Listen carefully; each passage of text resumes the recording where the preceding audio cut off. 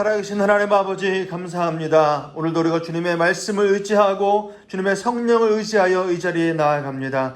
오늘도 우리를 통일선교하여 기도의 자리에 부르셨사오니 아버지의 말씀을 붙잡게 하여 주시옵시고 주님의 오른팔로 우리를 안아주심으로 말미암아 흔들리지 않는 믿음 안에서 아버지 앞에 순종하는 역사가 나타나게 하여 주시옵소서. 오늘도 우리를 가르치실 하나님을 의지합니다. 주님을 기대합니다. 우리에게 말씀하여 주시고 아버지의 말씀에 순복하는 일들이 이곳에서 시작될 수 있도록 주여 함께하여 주시옵소서. 감사하며 예수님의 이름으로 기도하옵나이다. 아멘. 할렐루야. 오늘 말씀은 이사야서 2장입니다. 이사야서 2장 1절부터 5절까지 말씀 우리 함께 한 목소리로 읽겠습니다. 이사야 2장 1절부터 5절입니다. 시작. 아모스의 아들 이사야가 받은 바 유다와 예루살렘에 관한 말씀이라. 말일에 여호와의 전에 산이 모든 산 꼭대기에 굳게 설 것이요 모든 작은 산 위에 뛰어나리니 만방이 그리로 모여들 것이라. 많은 백성이 가며 이르기를 오라 우리가 여호와의 산에 오르며 야곱의 하나님의 전에 이르자. 그가 그의 길을 우리에게 가르치실 것이라. 우리가 그 길로 행하리라 하리니 이는 율법이 시온에서부터 나올 것이요 여호와의 말씀이 예루살렘에서부터 나올 것임이니라. 그가 열방 사이에 판단하시며 많은 백성을 판결하시리니 무리가 그들의 칼을 쳐서 보습을 만들고 그들의 창을 쳐서 낫을 만들 것이며 이 나라와 저 나라가 다시는 칼을 들고 서로 치지 아니하며 다시는 전쟁을 연습하지 아니하리라. 야곱 족속아 오라 우리가 여호와의 빛에 행하자. 아멘. 할렐루야. 잘 지내셨죠 여러분? 한 주간의 삶이 분주하셨을 것 같습니다. 그래서 뉴스를 보면 정말 많은 일들이 있습니다. 그죠? 정말 말도 안 되는 일들이 계속 일어나고 있는 시대를 우리가 살고 있는데 제가 설교 때마다 이 얘기를 하는 것도 참 신기할 정도로 너무나 많은 일들이 일어나죠. 찰리 커크라는 미국 그 공화당 의원이 저격당하는 사건이 있었고요. 또 네팔에서는 대규모 반정부 시위가 일어나서 정부가 뒤바뀌었어요. 또 프랑스에서는 대규모 시위가 진행되고 있고 미국 조지아주에서는 한국 노동자들이 붙잡혔다가 귀환하는 일들도 있었습니다. 또 계속되고 있는 우크라이나와 러시아의 전쟁이 있고 이스라엘과 하마스의 전쟁이 계속되고 있고요. 또 우리나라 내부적으로는 사법개혁 논란이 일어나고 있으며 또 북한 관련해서는 동해상으로 또 잠수함을 미사일을 또 탄도미사일을 발사하기도 하고 또 김정은 국무위원장이 어디 갔습니까? 중국하고 러시아하고 같이 만나가지고 이렇게 사진도 찍고 이런 일들이 일어나고 있습니다. 너무나 많은 일들이 한꺼번에 일어나고 있는 것을 우리가 보게 되는데 마치 전 세계가 큰 소용돌이 안에 휘말린 것 같은 시대를 우리가 살고 있다라고 느껴집니다. 그래서 국제 무대에서는 이러한 강대국들의 어떤 이해관계 속에서 충돌이 계속 발생하고 있고요. 또 대한민국의 그 틈 사이에서 어떠한 태도를 취해야 될지 굉장히 고민스러운 그런 시대를 우리가 살고 있어요. 근데 오늘 우리가 이러한 상황 속에서 우리는 다시 하나님의 말씀으로 우리의 시선을 돌려야 하는 줄을 믿으시길 바랍니다. 세상이 혼란스러울수록 또 우리가 바라보는 그런 들려오는 뉴스들이 불안할수록 성도는 하나님이 보게 하시는 더 큰 그림 그리고 더 큰 깊은 통찰 더 영원한 현실을 바라보아야 할 줄로 믿습니다. 오늘 우리가 함께 보고 있는 이사야 2장 말씀은요. 바로 그러한 시대에 주어진 하나님의 말씀이에요. 그러니까 이사야가 활동하던 시대는 겉으로 보면 번영했지만 속은 무너져 내리고 있는 시대였어요. 그러니까 우시야와 요담의 시세를 지나면서 이 유다는 경제적이고 또 군사적으로 굉장히 부강한 나라가 됐습니다. 그래서 은금이 풍성해지고 병거가 많아졌다 이렇게 성경은 기록하고 있어요. 근데 그만큼 사람들의 마음은 하나님보다는 어떤 군사적인 힘과 또 외교적인 어떤 처세에 더 집중하고 그것을 더 신뢰하는 시대가 되었다라는 거예요. 그래서 아람과 북이스라엘 연합해서 유다를 공격해 왔을 때 어떻게 합니까? 왕과 백성들의 마음이 마치 숲속에서 불어오는 바람에 흔들리시듯이 두려웠다 이런 표현이 성경에 있어요. 그래서 아하스 왕이 어떻게 하냐 하면 여호와께 의지하지 않고 아수르에게 도움을 청하는 일이 성경에 기록되어 있습니다. 자기들이 이 상황을 어떻게 타개할 것인가라고 고민했을 때 하나님을 찾는 게 아니라 누굴 찾았다고요? 아수르를 찾은 거예요. 또 종교적으로는 예루살렘은 겉으로 보기에는 종교적 열심으로 가득 차 있는 것처럼 보입니다. 끊임없이 제사가 드려지고 예배가 드려졌어요. 절기도 계속 지켜지고 있었습니다. 근데 그 안에는 뭐가 없냐면 하나님의 정의와 긍휼이 사라졌고 지도자들은 뇌물을 받고 가난한 자의 송사를 외면하기도 하고 또 포도원과 집은 탐욕으로 불어나고 성문 안에는 이방신들이 들어와서 혼합주의와 우상숭배가 만연한 시대가 되었음을 성경은 기록하고 있어요. 그래서 본래 신실한 성읍이라고 불렸던 이 예루살렘이 마치 음료와 같이 타락한 도시가 되었다 이렇게 기록하고 있는 거죠. 여러분 이사야 1장 21절의 말씀을 보면 이렇게 되어 있습니다. 우리 같이 한번 읽겠습니다. 시작. 신실하던 성읍이 어찌하여 창기가 되었는고 정의가 거기에 충만하였고 공의가 그 가운데 거하였더니 이제는 살인자들 뿐이로구나 그랬어요. 여러분 이것이 이 당시의 현실이었어요. 여러분 우리가 살아가는 오늘날의 이 시대와 별반 다르지 않는 것 같습니다. 이러한 시대적인 또는 영적인 상황 속에서 하나님이 지금 이사야를 통해서 놀라운 비전을 오늘 보여주고 계시는 장면이 2장의 말씀인 거예요. 뭐라고 말씀합니까? 말일에 여호와의 산이 모든 산 위에 굳게 서리라 이렇게 말씀해요. 그러니까 흔들리는 이러한 국제 정세 또 타락한 현실 속에서 하나님의 시온산이 높아지고 열방이 그곳으로 몰려오게 되며 칼과 창이 보습과 낫으로 바뀌는 어떤 종말의 평화의 그림을 오늘 본문의 말씀을 통해서 보여주고 계시는 거예요. 그것이 이제 오늘 우리가 읽었던 5절까지의 말씀이고 이어지는 6절부터 22절까지 말씀은 뭐냐 하면 또 교만과 우상을 심판하실 것에 대한 경고의 말씀으로 쭉 이어집니다. 무슨 말이냐 하면요. 소망이 이 회개의 이유가 되고 회개가 소망의 길을 연다라는 것을 오늘 2장 말씀을 통해서 계속 보여주고 있는 거죠. 그러한 상황 가운데 5절에 가서는 이렇게 외칩니다. 야곱 족속아 오라 우리가 여호와의 빛에 행하자 이렇게 촉구하고 있는 거예요. 지금 이 시대에도 하나님은 여전히 그분의 나라를 세워가고 계시고 그분의 통치 아래에 모든 열방을 부르고 계심을 믿으시길 바랍니다. 오늘 이 말씀 우리가 조금 더 천천히 살펴보면서 하나님께서 저와 여러분들에게 또 우리 민족과 교회 가운데 어떤 말씀을 하시는지 한번 살펴보길 원합니다. 2절 말씀을 우리 한번 다시 보겠는데요. 같이 한번 읽겠습니다. 시작. 말일에 여호와의 전에 산이 모든 산꼭대기에 굳게 설 것이요 모든 작은 산 위에 뛰어나르니 만방이 그리로 모여들 것이라 그랬어요. 아멘. 여러분 이 구절은요 이사야 전체를 관통하는 핵심 메시지 중에 하나라고 할 수 있는데요. 하나님의 나라, 하나님의 통치 그리고 열방을 향한 그 하나님의 계획이 아주 강력하고 간결하게 심겨져 있는 본문이다 이렇게 생각하시면 좋겠습니다.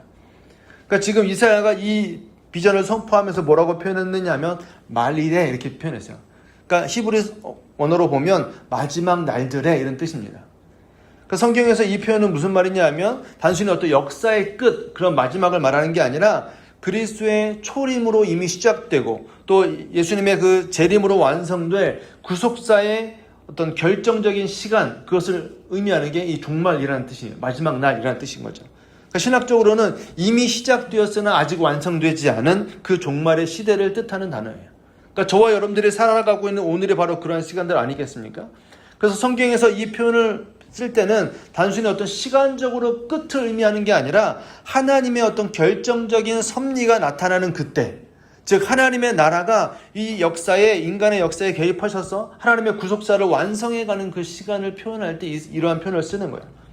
그러니까 저와 여러분들은 지금도 이미 시작되었으나 아직 완성되지 않은 이 종말의 시대를 살고 있음을 기억하시길 바랍니다. 그런데 그때에 어떠한 일이 일어날 것인가? 지금 뭐라고 말씀해요? 여호와의 전의 산이 모든 산꼭대기에 굳게 설 것이요 이렇게 표현했어요. 그러니까 여호와의 전의 산 이거 무슨 뜻이냐면 예루살렘 성전이 있는 곳을 뜻하는 겁니다. 표면적으로는. 그냥 단순히 어떤 지리적인 위치로서 예루살렘을 말하는 게 아니라 예루살렘 성전이 있는 그곳은 뭐가 있는 거예요? 하나님의 임재가 있는 곳을 말하는 거예요. 그러니까 하나님의 임재가 거하는 장소가 바로 거긴데 칼빈은 이 부분을 주석할 때 이렇게 표현했습니다. 여호와의 산은 곧 그리스도의 교회를 의미하며 하나님께서 교회를 통해서 모든 민족을 자신께로 불러 모으신다 이렇게 설명했습니다. 그러니까 이 시온산은 뭐냐 하면 하나님의 임재와 다스림의 상징이에요. 하나님의 임재, 하나님의 다스림의 그 중심이 되는 곳인데 그것이 뭐야? 예수 그리스도로 말미암은 교회로 연결되고 있다 이렇게 설명하는 겁니다. 그러니까 교회는요 이제 열방이 몰려드는 영적인 시온으로서의 역할을 해야 된다라는 겁니다. 그러니까 교회의 머리 되신 하나님의 통치가 온 열방 위에 높아질 것을 지금 선언하고 있는 장면인 거예요.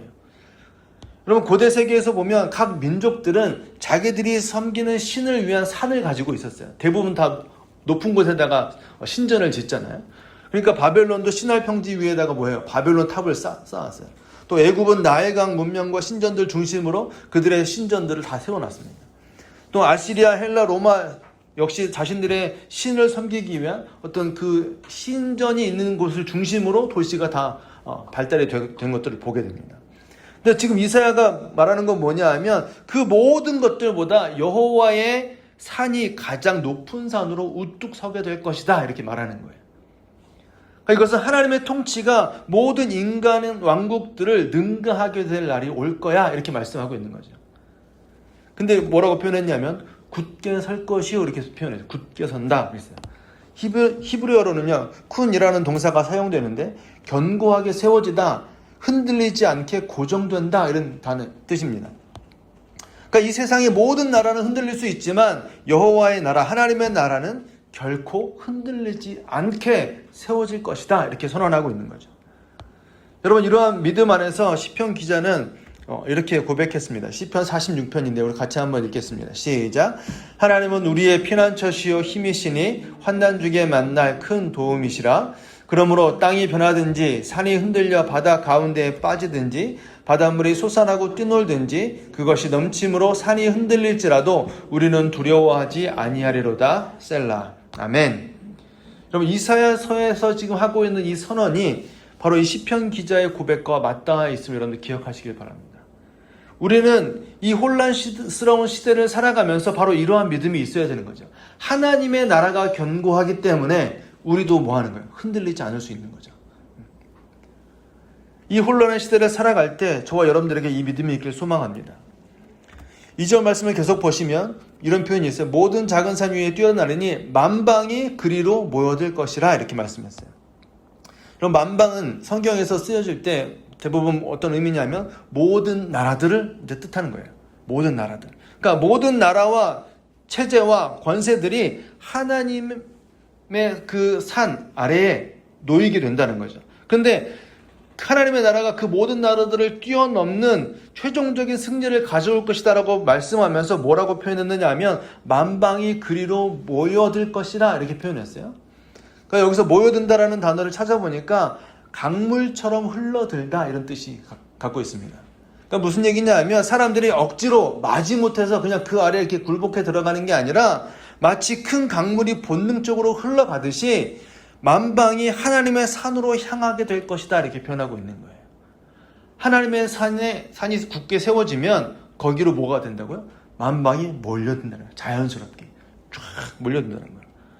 여러분 이것은요 모든 민족이 평화와 진리의 구속을 찾아서 하나님의 권세 아래로 하나님의 나라 아래로 돌아가게 될 그날을 예언하고 있는 말씀인 줄로 믿으시길 바랍니다. 아주 중요한 장면이에요. 그러니까 여러분 이 환상은요 오늘날 우리 분단된 한반도 또 전쟁과 대립으로 얼룩진 이 세계 질서 속에서도 우리의 희망이 어디에 있어야 하는지를 보여주는 중요한 장면이다라는 거죠. 우리는 그 하나님의 나라를 꿈꾸는 사람들이에요. 여러분 우리의 희망은 미국이나 중국이 아닙니다. 어떤 남한의 군사력이나 북한의 변화도 아닌 거예요. 우리의 소망은 여호와의 산, 곧 하나님의 통치하심에 있음을 믿으시길 바랍니다. 여러분 이사야의 이 짧은 이 한 구절이 우리의 시선을 이 땅에서 펼쳐지고 있는 수많은 일들로부터 벗어나서 하나님의 나라로 향하게 하는 말씀이다라는 거예요. 하나님의 나라는 어떻게 세워질 거라고요? 모든 산 위에 높아질 것이에요. 굳건하게 세워질 것이라고 지금 말씀해요. 그리고 그 하나님의 산 아래로 다른 나라들이 몰려들 것이다 이렇게 말씀하고 있습니다. 그러면 이렇게 묻고 있는 거죠. 너희는 지금 어디를 바라보고 살아가느냐라는 거예요. 불안한 뉴스만 쳐다보고 있는가, 아니면 하나님의 영원하신 통치를 눈으로 바라보고 하나님을 바라보고 살아가고 있느냐라는 것입니다. 오늘 이사야의 이 비전은요, 단순히 먼 미래에 이루어질 어떤 환상에 대한 얘기가 아닙니다. 칼빈이 말한 대로 교회는 이미 그리스도의 통치가 드러나는 시온 산이어야 된다라고 얘기하는 거예요. 그래서 그리스도의 나라는요, 세상 권세를 무너뜨리고 영원히 서게 될, 견고하게 세워질 하나님의 나라임을 믿으시길 바랍니다. 그리고 우리는 이미 그 나라를 맛보면서 아직은 완성되지 않았지만 추후에 종말에 이루어질 그 하나님의 나라를 소망하면서 살아가는 하나님 나라의 백성이다라고 성경을 우리에게 말씀하고 있는 거죠. 그렇기 때문에 오늘날 우리의 시선이 흔들리는 세상이 아니라 흔들리지 않는 하나님의 산, 곧 그리스도 안에서 세워진 교회와 또 하나님의 나라를 향해 있어야 하는 줄을 믿으시길 바랍니다. 그때 우리의 믿음이 견고해지는 거예요. 흔들리는 세상 속에서 흔들리지 않는 하나님을 바라보는 그 신앙, 이것이 이 시대에 우리가 붙들어야 할 믿음의 본질임을 믿으시길 바랍니다. 이어지는 3절을 보면 이렇게 말씀해요. 많은 백성이 가며 이르기를 오라 우리가 여호와의 산에 오르며 야곱의 하나님의 전에 이르자 그랬어요. 여러분 어디서 많이 듣던 얘기 아닙니까? 이 찬양 아시죠?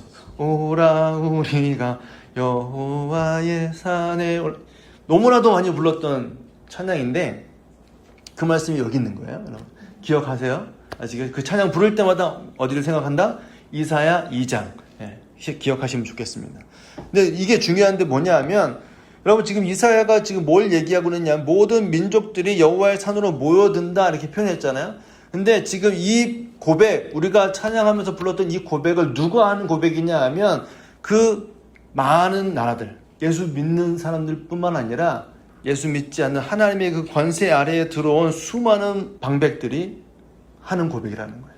그들이 스스로 뭐라고 얘기했냐고는 오라 우리가 여호와의 산에 이르자, 야곱의 하나님의 전에 가자 이렇게 얘기하고 있다는 거예요. 놀랍지 않습니까? 하나님의 권위가 세워지고 하나님의 나라가 견고하게 세워지는 그날 어떤 일이 일어난다고요? 모든 나라들이 스스로 말하는 거예요. 우리가 하나님의 전에 가자, 우리가 하나님의 전에 이르자, 그렇게 모여들 것이다 이렇게 말씀하고 있는 거예요. 놀라운 장면인 거죠.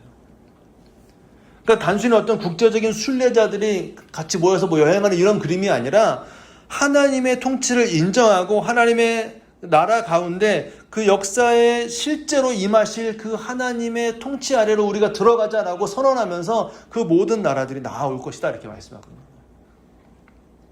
그러니까 이 열방들이 단지 어떤 지리적인 이동을 하는 걸 뜻하는 게 아니라 하나님의 다스림 아래에서 새로운 질서가 재편될 것을 지금 말씀하고 있는 거죠. 그것을 경험하게 될 것이다 이렇게 말씀하는 거예요. 그러면서 뭐라고 표현합니까? 그가 그의 길을 우리에게 가르치실 것이라 우리가 그 길로 행하리라 이렇게 얘기해요. 많은 방백들이 나오면서 뭐라고 얘기합니까? 우리가 여호와의 전에 가자, 여호와의 전에 이르자 이렇게 말하면서 뭘 기대하는 거예요? 하나님의 가르침을 기대하는 거예요. 이해되세요 여러분? 하나님의 그 권위 아래로 들어가면서 하나님의 가르침을 기대하는 거예요. 그가 그의 길을 우리에게 가르치실 것이고 우리가 그 길로 행하겠다 이렇게 고백합니다. 여러분 이것은요 구약적 세계관을 완전히 뒤집는 놀라운 장면인 거예요. 보통 이방 민족 다른 방백들 많은 나라들은 우상을 섬기며 하나님을 대적하던 사람들이라고 표현돼요. 그죠? 근데 여기서는 그들이 오히려 뭐 합니까? 하나님의 전으로 가겠다라고 고백을 하고 자발적으로 그렇게 고백하고 그들이 왜 그 하나님의 전으로 올라가느냐 하면 하나님의 길을 배우기 위해서, 하나님의 말씀을 듣기 위해서 올라가자 이렇게 말하고 있는 거예요. 우리가 그 가르침을 받고 그 길로 행하리라 이렇게 선언하고 있습니다. 여러분 만방이 하나님의 가르침을 받고 그 길로 행하게 되는 이 하나님 나라의 완성은 반드시 이루어지게 될 줄을 믿으시길 바랍니다. 그날이 오게 될 거예요. 이것이 진정한 하나님 나라의 모습임을 믿으시길 바랍니다. 그분의 가르침을 받고 그분의 길로 행하는 만방이 온 세상에 가득하게 되는 그날, 하나님의 완전하신 통치가 임하게 되는 날이 오게 될 줄을 믿으시길 바랍니다. 여러분 이 말씀은 단지 먼 미래에 이루어질 내가 죽기 전에 이루어질지 안 될지 이런 얘기가 아니에요. 우리가 그토록 소망하는 한반도의 통일이요, 그 후에 이 세상은 어떠한 모습이어야 될까? 여러분 상상해 보셔야 된다는 거예요. 하나님의 통치가 임한다는 것은 이런 거예요. 어떤 정치적인 통일, 제도적인 통일보다 더 중요한 건 뭐냐 하면 유일한 진리 되신 하나님의 가르침으로 삶의 기준과 도덕적 방향성과 공동체적인 어떤 가치들이 회복되는 걸 말하는 겁니다. 즉 단순한 어떤 국토의 연결이 아니라 사람들의 마음이 하나님의 길로, 하나님의 가르침으로 나아가고 그 길로 행하겠다라고 고백하는 날들이 오게 되는 것, 그것이 하나님의 나라가 임하는 것인 줄을 믿으시길 바라요. 그래서 3절에 계속 뭐라고 얘기합니까? 이는 율법이 시온에서부터 나올 것이요 여호와의 말씀이 예루살렘부터 나올 것이니라 이렇게 말해요. 우리가 왜 그 성전으로 올라가야 되냐? 거기에서 뭐가 있으니까? 하나님의 말씀이 나올 것이니까. 거기로부터 하나님의 말씀이 흘러나올 것이기 때문에 우리는 거기로 가야 된다 이렇게 표현하고 있는 거예요. 여러분 이 말씀 잘 기억하시길 바랍니다. 시온에서 나오는 율법과 말씀은요, 말씀이 육신이 되어서 우리 가운데 거하신 그리스도를 상징하는 겁니다. 그 그리스도의 십자가와 부활을 통해서 열방을 향한 이 평화의 길이 이미 열려 있음을 지금 증언하고 있는 거예요. 그러니까 저와 여러분들의 우리 삶을 돌아볼 때 내가 정말로 하나님 앞에서 살아가는 하나님의 백성이라고 고백한다라면 이 일들이 우리 안에서 일어나야 돼요. 하나님 앞에서 하나님의 말씀을 듣고 하나님이 가르치시는 길로 행하는 일들이 우리 안에서 일어나야 된다고요. 그게 하나님의 통치를 받는 자의 모습이어야 된다는 겁니다. 그리고 4절 말씀에 너무나도 중요한 말씀들이 나옵니다. 그가 열방 사이에서 판단하시며 많은 백성을 판결하시리니 그랬어요. 보세요. 지금 이 말은 무슨 말이냐 하면 판단하시는 분이 누구예요? 하나님이시다. 많은 백성을 판결하시는 분은 누구예요? 하나님이시다. 기준이 누가 되는 거예요? 하나님이십니다. 지금 우리가 사는 세상은 누가 기준이에요? 각자가 다 기준이에요. 다 내가 옳다고 얘기해요. 다 옳아야 된다라고 얘기합니다. 기준이 없어요. 근데 성경은 그렇게 말씀하지 않아요. 누가 기준이어야 된다고요? 하나님이 기준이 되는 날이 올 것이다 이렇게 말씀해요. 하나님이 기준이 되신다라는 거예요. 하나님의 통치를 받는다라는 건 바로 그런 거예요. 그리고 그 하나님의 통치가 임하는 곳에 어떠한 일들이 일어나느냐 하면 그 다음에 나오는 구절입니다. 우리가 그들의 칼을 쳐서 보습을 만들고 그들의 창을 쳐서 낫을 만들 것이며 이렇게 표현했어요. 그러니까 우리하고는 좀 동떨어진 세계의 먼 이야기니까 잘 우리가 이해하기가 쉽지 않을 수도 있지만 그 당시 문화를 보면 칼은 뭐 하는 데 쓰는 거예요? 전쟁하는 데 쓰는 거고 칼과 창은 보습과 낫은 뭘 하는 데 쓰는 걸까요? 농사를 짓는 데 쓰는 물건들이에요. 쉽게 말하면 이런 겁니다. 그러니까 칼과 창은 죽이는 도구예요. 정복과 어떤 전쟁의 도구로서의 어떤 상징이지만 보습과 낫은 뭐냐면 먹이는 도구, 살리는 도구로 지금 표현하고 있는 거예요. 그러니까 단지 전쟁이 멈춘다라는 뜻이 아니라 이사야가 바라보고 있는 것은 이 무기가 해체되는 것 이상의 비전인데 창과 칼이 농기구로 변하는 것 그 자체는 그 가치체계 전체가 바뀌는 전환이 올 것이다라는 거예요. 그러니까 증오와 정복을 상징하는 무기가 이제는 뭘로 바뀐다고? 생명을 살리는 도구로 변화가 될 것이다 이렇게 말씀하거든요.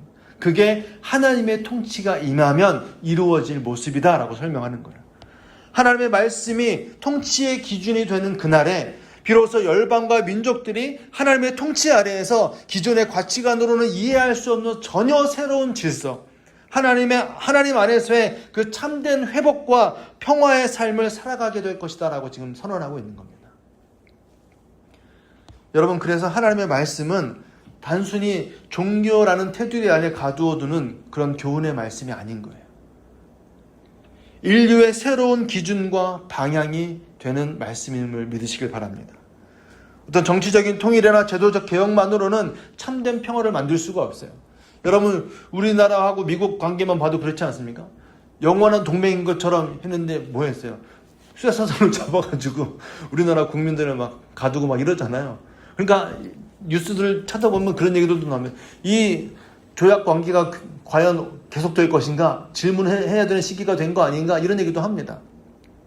그러니까 상황에 따라서 많은 것들은 바뀔 수 있다는 거예요. 그러나 이런 정치적인 통일이나 제도적인 개혁만으로는 이러한 평화를 줄 수가 없는데 언제 그 일이 가능하냐 하면 하나님의 말씀을 배우고 그분의 길을 따라서 살아갈 때에만 온 만방은, 온 열방은 참된 회복을 경험하게 될 것이다 라고는 선언하고 있는 거예요.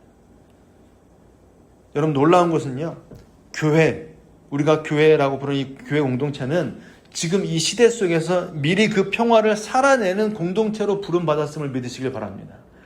저와 여러분들 섬기는 그 교회는요, 이 모델을 보여주는 표징으로서 이 땅을 살아내야 되는 거예요. 이해되세요? 정말로 우리가 하나님을 믿는 사람들이고 하나님의 백성들이라면 우리 안에 칼과 창이 아니라 뭐가 나타나야 돼요? 이것들이 바뀌어서 평화의 모습들이 나타나야 된다. 우리가 정말로 하나님의 통치 아래에서 살아가는 자들이라면 우리 안에 칼을 보습으로, 창을 낫으로 만드는 일들이 일어나야 된다는 겁니다. 그리고 주님이 이 땅에 오셔서 완전하게 그 평화를 이루실 날을 소망하면서 살아가는 그 책임이 저와 여러분들에게 있음을 믿으시길 바랍니다. 이것이 마지막 때를 살아가는 저와 여러분들의 신앙의 모습이어야 된다는 거예요. 여러분, 오늘 이 이사야의 선언은 세상의 가치 체계가 완전히 뒤바뀌는 것을 말하는 겁니다. 전쟁을 통해서 성장하는 이러한 산업구조, 또는 무기 경쟁에 의존하는 국제 외교, 또는 증오를 기반으로 하는 지지층을 모으는 정치 구조들, 이 모든 것들이 하나님의 통치 아래에서는 철저하게 무너지고 생명을 살리고 공동체를 세우는 구조로 변화될 것이다 라고 지금 말씀하고 있는 거예요. 이 평화의 비전은 궁극적으로 메시아 되신 예수 그리스도가 재림할 때 완성되는 거죠. 그리고 이 땅의 교회는 그날을 기다리면서 미리 그 평화를 살아내고 그 평화를 증거하는 공동체로 살아가야 된다는 것입니다. 그래서 4절 후반부에는 이런 말씀이 있는 거예요. 다시는 전쟁을 연습하지 아니하리라, 이렇게 말씀했어요. 이사야는 지금 전쟁을 연습하지 않는 세상을 말하고 있습니다. 그럼 이걸 교회로 가지고 와서 생각을 해봅시다. 그럼 교회는 뭘 준비해야 될까요? 전쟁이 필요 없는 세상이 될 거예요. 전쟁을 연습하지 않는 세상이 될 겁니다. 하나님의 통치가 임하면. 근데 교회는 하나님의 통치를 받는 이미 하나님의 나라를 살아내는 공동체라면 우리 안에는 뭐가 준비되어 있어야 될까요? 바로 주님의 통치 아래에서 살아가는 평화를 훈련하는 공동체가 되어야 된다는 거예요. 그래서 우리가 드리는 기도, 우리가 나누는 말씀, 우리가 세우는 어떤 선교 전략들이 이 세상을 복음의 평화로 초대하는 도구가 되어야 된다는 것입니다. 우리가 그렇게 살아내야 되고 그것을 증거해야 되는 거죠. 여러분, 오늘 우리가 바라보고 있는 이사야 2장의 말씀은요, 단순한 어떤 유토피아적인 꿈이 아닙니다. 하나님의 주권적인 통치가 실제 역사 속에서 드러날 사건을 말씀하고 있는 것이고, 또 그리스도 안에서만 성취될 하나님의 예언의 말씀임을 믿으시길 바랍니다. 따라서 우리는 세상 정치나 국제 관계를 어떤 평화의 근거로 삼는 것이 아니라 우리의 평화는 오직 그리스도 예수 안에서 주어지는 선물임을 기억하는 게 중요하다는 거예요. 그리고 그 평화를 우리가 먼저 배우고 살아내는, 그리고 전하는 공동체가 바로 저와 여러분들이 섬기는 교회여야 된다는 것입니다. 오늘 이사야의 이 비전은요, 단순한 어떤 영적인 위로로 주어지는 게 아니에요. 이 땅의 현실 속에서 교회가 회복해야 될 선교적 사명이다라는 것입니다. 하나님께서 열방을 부르시고 모으시는 그 일에 우리는 구경꾼이 아니라 그 부르심에 순종하고 응답해야 될 책임이 있는 하나님의 백성임을 반드시 기억하셨으면 좋겠습니다. 마지막 5절 말씀은 그래서 이렇게 표현합니다. 같이 읽습니다. 시작. 야곱 족속아 오라, 우리가 여호와의 빛에 행하자, 이렇게 했습니다. 지금 3절 4절에서 열방들이 하나님께 나아오는 모습들을 보여주고 그 하나님의 지도하심 아래, 하나님의 통치하심 아래에서 변화될 세상의 모습들을 우리에게 말씀했어요. 그리고 이제 이사야는요, 하나님의 산이 우뚝 서고 열방이 자발적으로 몰려오고 전쟁의 무기가 평화의 도구로 바뀌는 놀라운 비전을 선포한 다음에 이 비전이 그냥 단순한 어떤 환상이나 또 이상에 머물러 있는 것이 아니라 오늘 이 자리에서 우리가 실천하고 적용해야 될 부르심이다라는 것을 확실하게 하기 위해서 그 설명을 끝낸 다음에 눈앞에 있는 유다 백성들에게 권면하는 장면이 5절 말씀인 거예요. 야곱 족속아, 이렇게 부르는 거죠. 근데 유다 백성들을 왜 야곱 족속으로 불렀을까요? 이스라엘아 그러든지, 보통 이스라엘이라고 부르시잖아요, 하나님도. 이스라엘아 그러든가, 아니면 지금 유다 백성들을 특정하고 있으니까 유다 백성들아 이렇게 하면 되는데 왜 야곱 족속이라고 불렀을까요? 여러분, 야곱이라는 이름이 갖는 특징이 있습니다. 야곱일 때 어떤 일들이 있었습니까? 속임수와 약함과 실패와 부족함이 있었어요. 그러니까 야곱 족속이라고 부르는 데는 이유가 있는 거예요. 너희들은 지금 어떤 상황 가운데 있다는 겁니다. 실패와 부족함 속에 있다라고 지금 표현하고 있는 거예요. 그럼에도 불구하고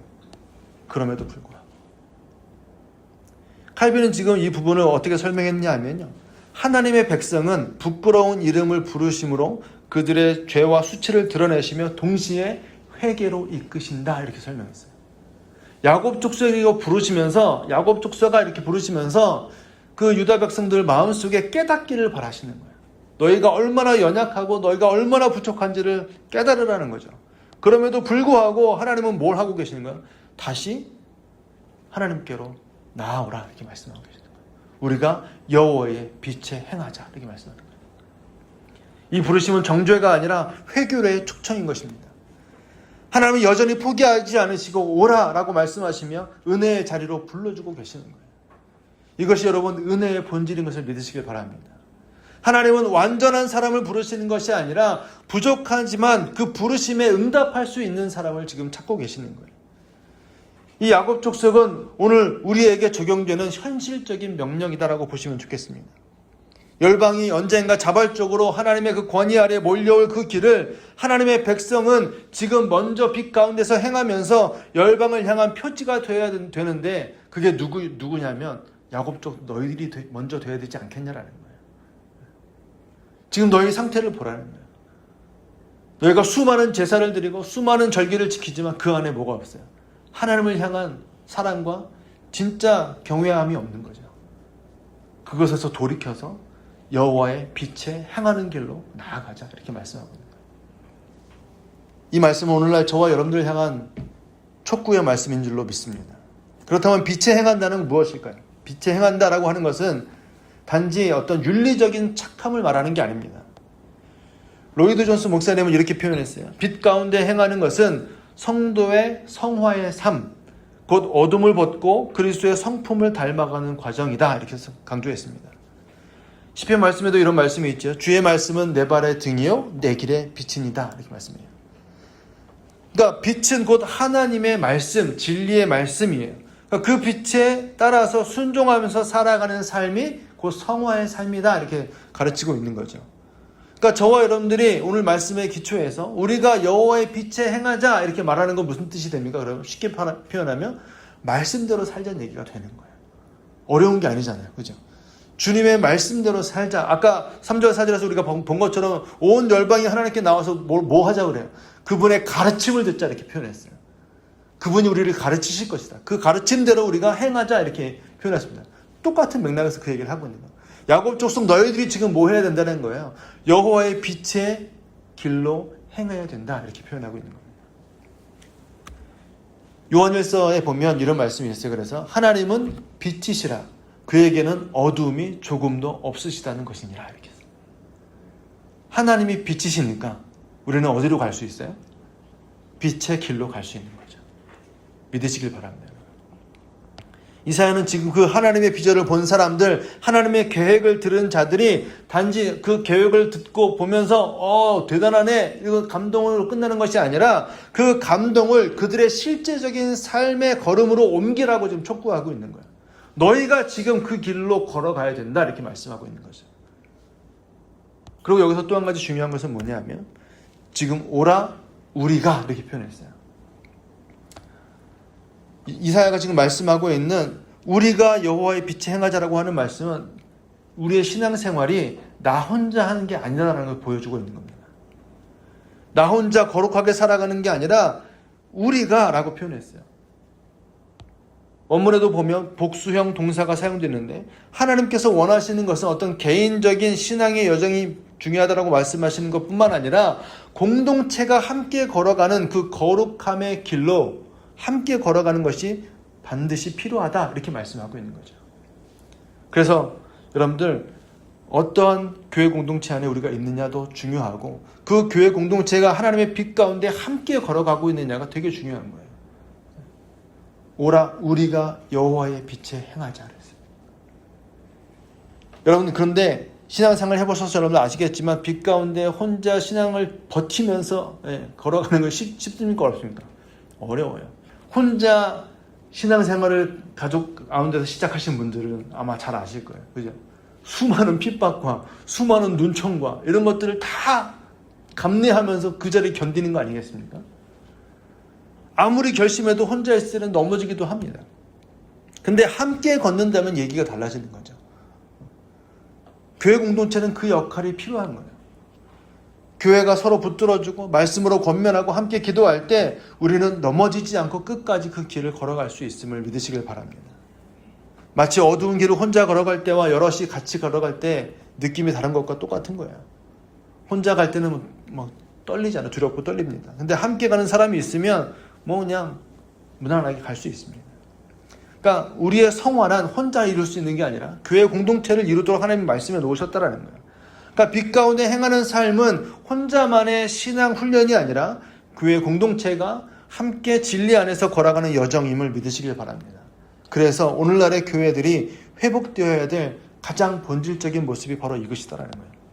함께 진리를 따라서 여호와의 빛을 따라서 걸어가는 공동체. 여러분 그래서 에베소서 2장에 보면 이런 말씀이 있어요. 교회에 대해서 쭉 설명하면서 이런 표현합니다. 너희도 성령 안에서 하나님의 거하실 처소가 되기 위해서 그리스도 예수 안에서 뭐 한다고요?